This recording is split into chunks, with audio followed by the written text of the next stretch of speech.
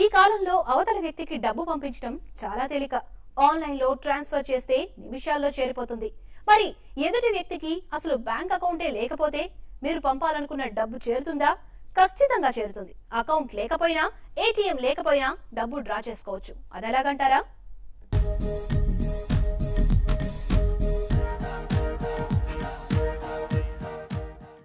ATM గురించి అందరికీ తెలుసు.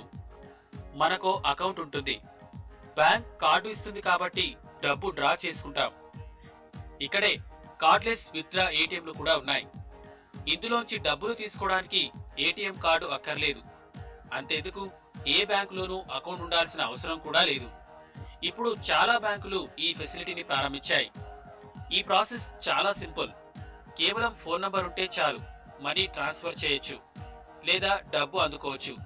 ఈ ప్రాసెస్ లో ఎవరికి డబ్బు పంపించాలనుకుంటున్నామో సదరు వ్యక్తి పేరు, ఫోన్ నంబర్, అడ్రస్ బ్యాంకు ఇవ్వాలి.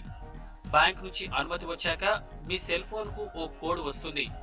దాన్ని ఎవరికి డబ్బు పంపించాలనుకుంటున్నారో అతనికి పంపాలి. అటు బ్యాంక్ కూడా డబ్బు తీసుకునే వ్యక్తికి మరో కోడ్ పంపిస్తుంది.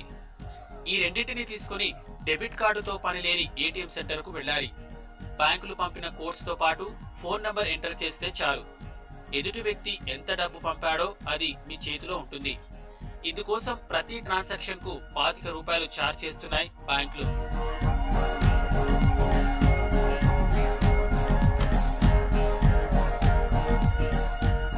ఈ కోడ్స్ కు 14 రోజుల పాటు వ్యాలిడిటీ ఉంటుంది.